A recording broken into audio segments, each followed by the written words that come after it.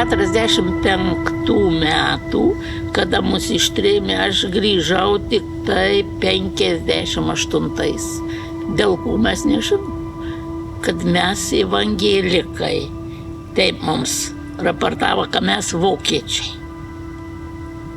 Ir visą šalomą į Tadžikiją išvežė.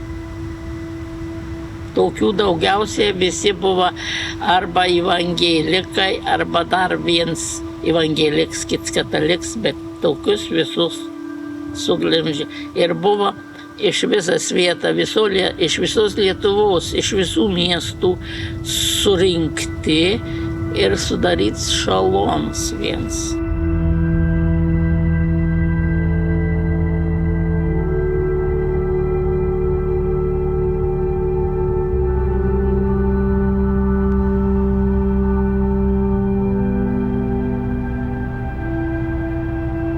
Šiais metais minime Lietuvos gyventojų trėmimo į Tadžikiją 80 metų sukaktį. Baigiantis Antrajam pasauliniam karui ir Sovietų sąjungai antrąjį kartą okupavus Lietuvą, 1945 pavasarį į medvilnės plantacijas Bakšo upės slėnyje Tadžikijoje buvo ištremti 900 Lietuvos žmonių. Tėvynės, namų netekčiai ir baisioms kančioms nepažįstamame krašte už 5000 kilometrų nuo Lietuvos jie buvo pasmerkti dėl savo tautybės ir tikėjimo, nes buvo vokiečiai ir evangelikai liuteronai. Vokiečių trėmimų turbūt ištakos yra dar toj kolektyvizacijos epochai, tai gerokai anksčiau, bet juos tada trėmė ne pagal etninį kriterijų, juos trėmė kaip valstiečius, kaip ūkininkus. O vėliau, kadangi tokia jau buvo ta sovietų represinė sistema, jinai pastoviai keičia savo taikinius. Bet kas gali tapti taikinys? Komunistai tapdavo, didysis teroras tą puikiai parodė, kad jie gali šluoti savus kaip ir visus kitus. Sovietų sąjungos ir nacistinės Vokietijos karas tampa pretekstu masiškai represuoti vokiečių tautybės asmenis. Ir tai apima kelis dalykus. Tai Pavolgio vokiečių autonominės Sovietų socialistinės respublikos sunaikinimas, kaip epicentro, kur laikėsi vokiečių tautybės Sovietų sąjungos piliečiai, bet tai palaipsniui apima ir kitus regionus. Tai iš visų tų regionų yra masiškai surinkinėjami vokiečiai ir tremiami daugiausiai Vidurio Azijoje. Ką reikėtų pasakyti, kad šitie tremimai priešingai negu viskas, kas vyko iki tol, yra totalūs. Tai yra tauta jau yra kaip vienetas, tipiškai sovietai laikė šeimą pirminių vienetų. Jeigu mums reikia ištremti kažkiek tai žmonių, tai yra kažkiek tai šeimų. Po to mes išsivesim vidurkį, kiek tai bus žmonių. Čia ne taip svarbu. O šiuo atveju nusitaikoma į konkrečią tautą kaip visumą. Tai pavyzdžiui, Lietuvos vokiečių kaip nurodyta direktyvoje, trėmimas irgi buvo būtent toks, nes jame nurodyta aiškiai ištremti visus vokiečius.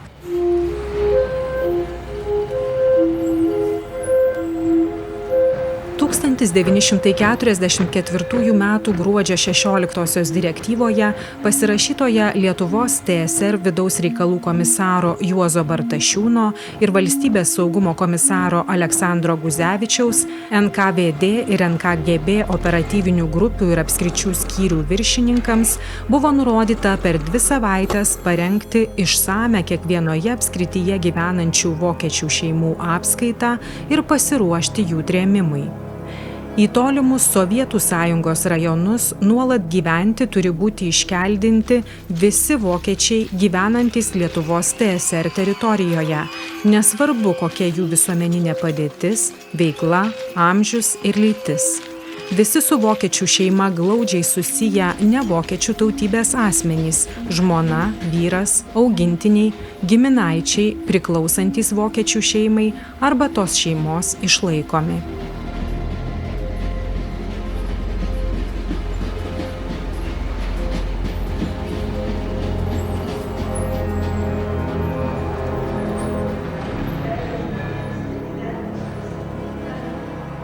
Jūs esate palikuonė tremtinių ir pati Tadžikijoje gimusi. Taip, prašau papasakokit, kaip atsitiko taip, kad jūsų šeima atsidūrė Tadžikijoje tarp tų tremtinių.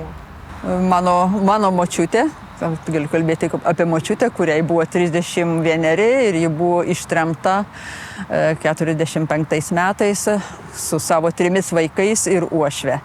nes senelis buvo kilęs iš Mažosios Lietuvos, tai yra kaip laikoma, kad turėjo vokiškų šaknų. Kokia pavardė buvo jų? Močiutės buvo Juzefa Piekienė, o senelio buvo Adolfas Piekok, bet paskui jis susilietuvino. Vokiečių trėmimo pradžia, 41 metai, 41 metų rugpjūtis ir vėliau jinai tęsiasi. Jinai tęsiasi, eksportuojama yra į naujus regionus, kai Sovietų sąjunga jau išstumė nacistinę Vokietiją, tai vokiečių trėmimai pradeda pasiekti buvusias nacių okupuotas teritorijas. Tai Baltijos šalis, Ukraina, Moldova, paliečia ir Lenkiją, net iš Lenkijos į Tadžikiją buvo ištremta vokiečių 48 metais. Tai va čia tas antrasis vokiečių trėmimo etapas. Na ir aišku, vokiečiai nebuvo vienintelė tauta. Jie buvo ta priešo tautybės asmenų tauta numeris 1, bet į tą sąrašą patenka ir kitų valstybių žmonės, kurie kovoja su Sovietų sąjunga. Tai rumūnai, italai, suomiai, o po to atsiranda tam turbūt tokia šiek tiek kitokia trėmimų, etninių trėmimų banga, tai tie baudžiamieji trėmimai, vat būtent tų neva tai kolaborantų su nacijos. Tai Krymo totoriai, čečėnai, ingušai, kalmukai. Pavyzdžiui, rusų istorikas Viktoras Zemskovas, kuris yra ko gero daugiausiai tyrinėjęs tos trėmimų, visą empiriką. Jisai visgi aiškino, kad visgi tas taikinys sovietų neapykantos buvo Stalino ir jo pačios sistemos neapykanta vat būtent tam valstybės multietniškumui. Ne tai, kad mes ten tremiam vokiečius, nes jie su mum kariauja, čia yra pretekstas, mes tremiam vokiečius, nes jie kompaktiškai gyvena tose regionuose, jie kalba savo specifiniais dialektais ir šito viso jie nenori. Nepaisant to komunistų deklaruojamo internacionalizmo, jie šito visiškai nenori. Pats Stalinas ikonografiniai medžiagoj 40-metį tampa labiau rusas negu gruzinas. Pati Sovietų sąjunga karo metais tampa vis labiau rusiška, tas didžiojo tėvynės karo naratyvas. Tai vėlgi apeliuoja į tam tikrus rusiškus akcentus. Ir iš esmės bent jau Zemskovo vertinimu, tai šito jie norėjo nuo 40-mečio vidurio persekioti visas mažas tauteles. Vokiečiai netokia ir maža, bet vis tiek ne rusų tauta. Ir tam jie naudoja to laikmečio kontekstą.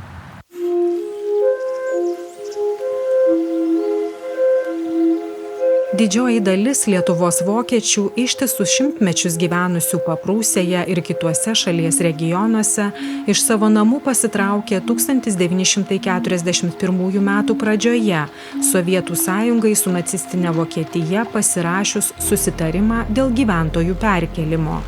Sovietų okupuotą Lietuvą repatriacijos metu paliko daugiau nei 50 000 vokiečių, kurių absoliuti dauguma buvo liuteronai. Nacių okupacijos metais dalis jų sugrįžo į namus, tačiau 1944-aisiais, artėjant Raudonajai armijai, vokiečių tautybės žmonės vėl pasitraukė iš Lietuvos ir Klaipėdos krašto, kuris taip pat taps sovietų okupuotos Lietuvos dalimi.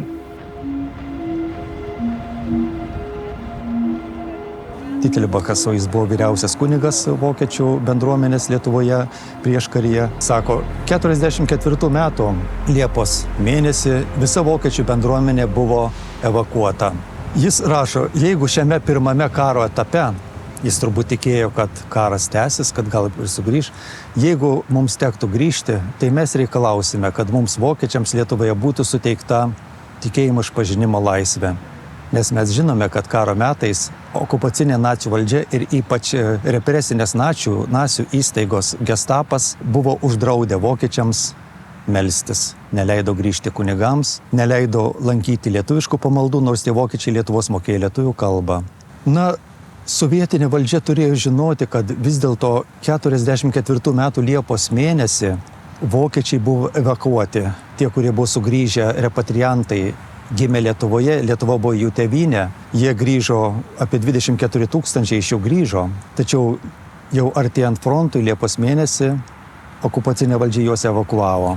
Nepaisant to, tas įsakymas skelbė, kad reikia ieškoti dar likusių tų vokiečių, užtenka, kad jeigu sūnus pasitraukia į Vokietiją su kariuomenė Wehrmachto, arba jeigu kas nors iš asmenų gyveno Vokietijoje, arba jeigu repatriavosi, grįžo ir pasiliko, tai tokie asmenys jau turėjo būti įtraukti į sąrašus.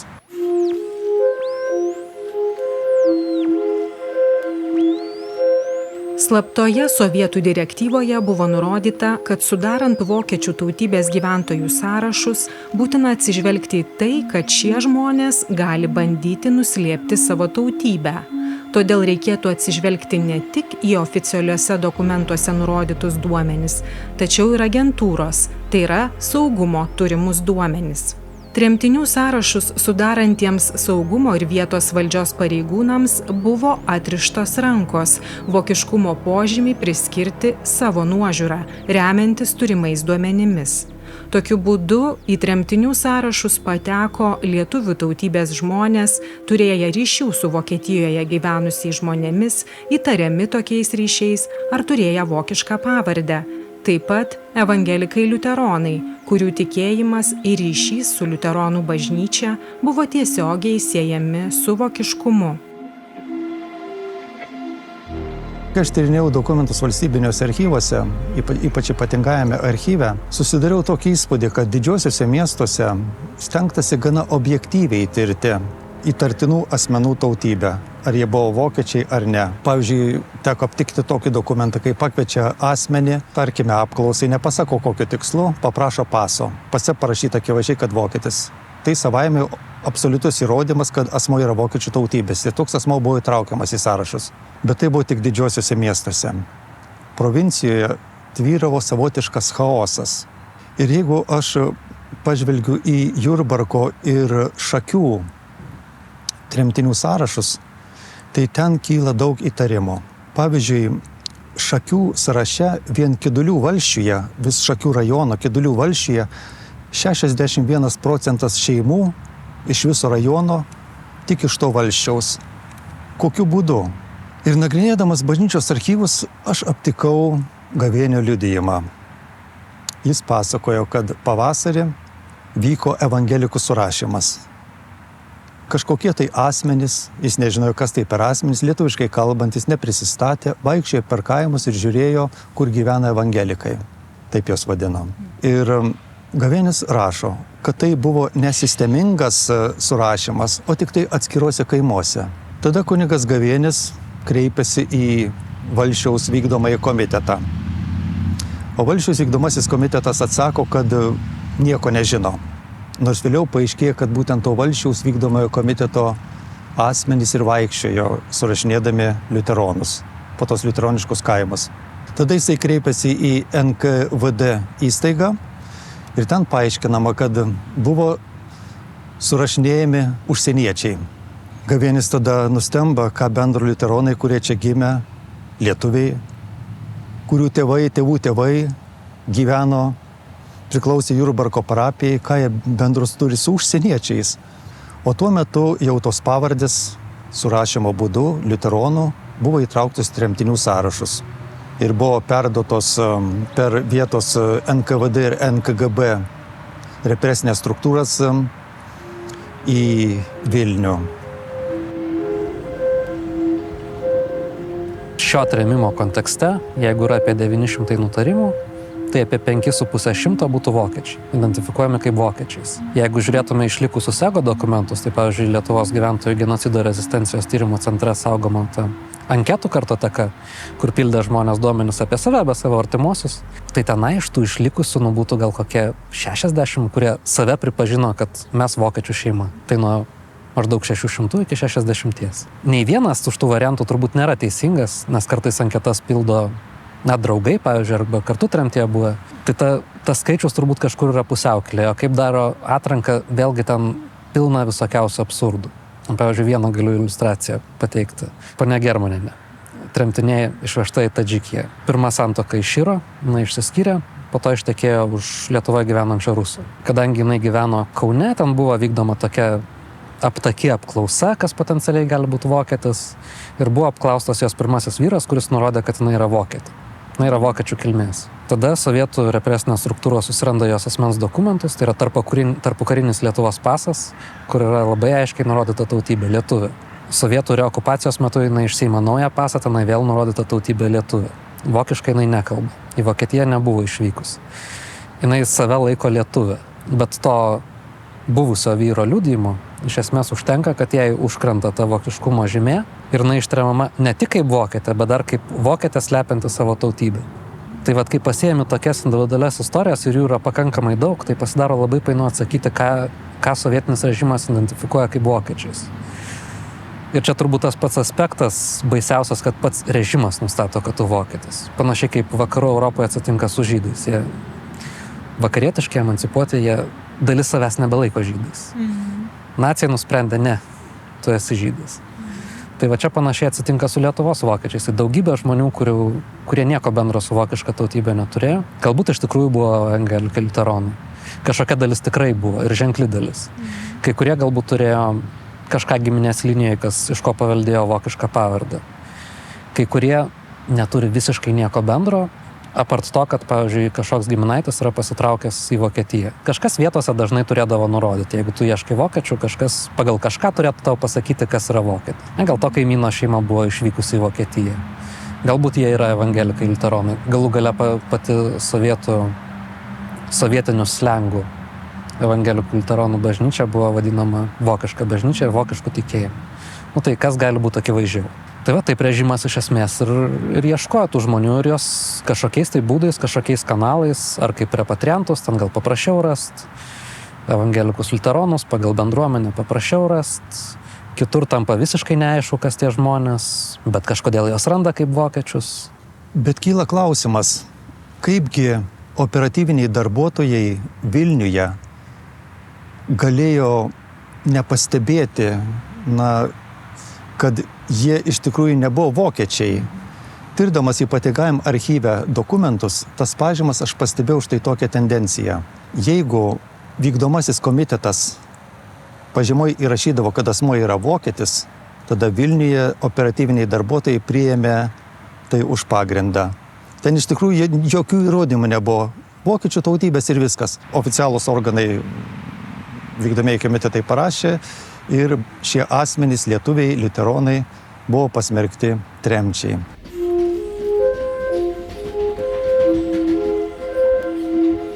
Vokiečių tautybės gyventojus buvo numatyta ištremti į Komijos Respubliką miško pramonės darbams. Vėliau šis planas keitėsi.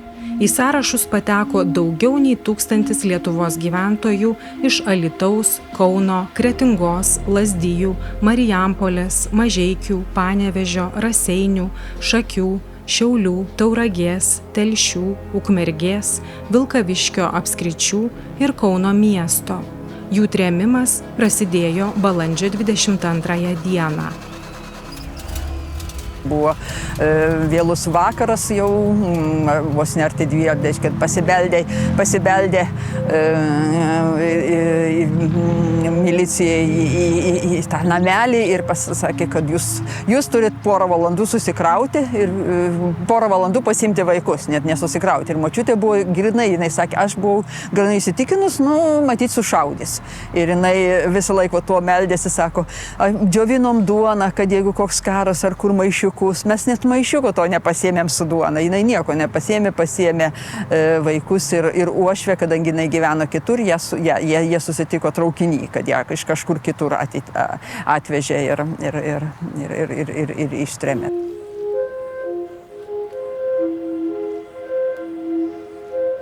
Kunigas Gavėnis rašo, kad po surašymo tvyravo savotiška ramybė. Tačiau balandžio 22 dieną ištiko smūgis. Staiga buvo surinkti tie parapijų nariai, kurie buvo įrašyti per evangelikų surašymą ir išgabenti baidokais laiveliais į Kauną. Nes Kaune šalia geležinkelio stoties 4 barakuose buvo surinkimo punktas.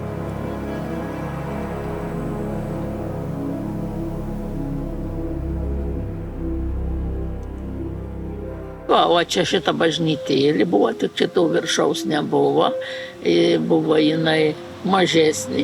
Čia ir mokėmės, čia pas Gavėnės, čia virtuvė buvo, čia tų virtuvė susėdam 13 vaikų, kadangi tais laikais pats Gavėnė ėjo į kaimas ir 2 kartus konfirmavo per metus, kadangi tokie laikai pasidarė neramus. Bet mus nespėja konfirmuoti jau. Iš čia atėjo mama ir įsivedė mus su broliu. Ir paskui nuvedė va čia Nemune. Ne pirmiausiai tai čia žydų iškala yra prie Turgelė. Dabar ir žmonės gyvena. Tai čia suvarė visą, čia visą Jurbarką, turbūt rajonai, suvarė į tą. O paskui krovė į tą visą, į garlaivį ir plukdė į Kauną. O ten į vagonus.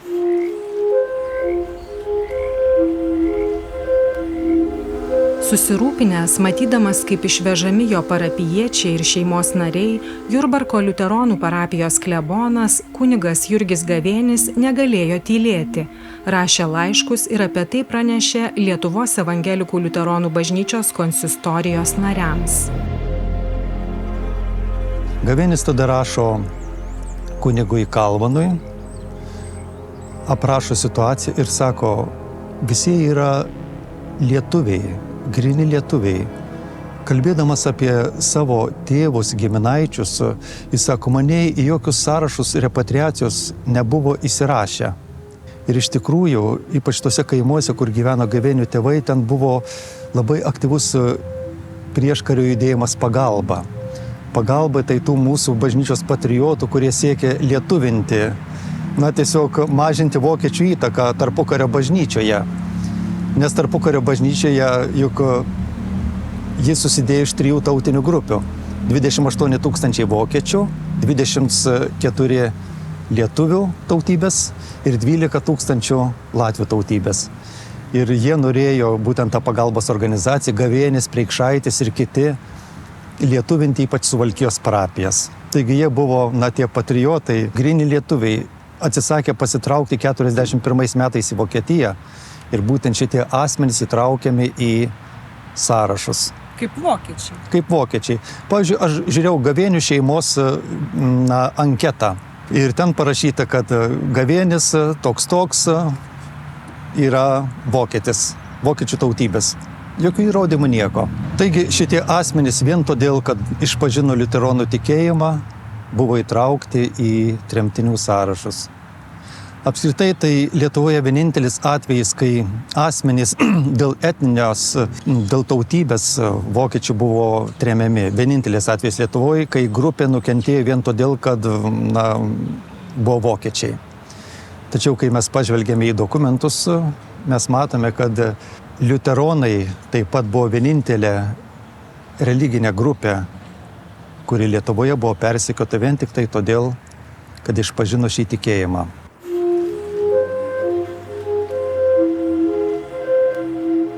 1945 gegužės 3 rytą iš Kauno geležinkelio stoties pajudėjo ešelonas numeris 48006.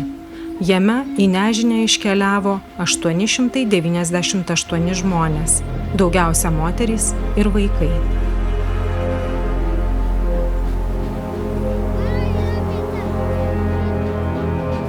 Mus gabena ilgai. Mus balandį išvežė, balandį 22, o tenais mes atsidūrėm birželį, 15 ar pusę birželį. Gyvuliniuose vagonuose, aišku. Dardėjom su šeimom, žinom. Tai yra baisu.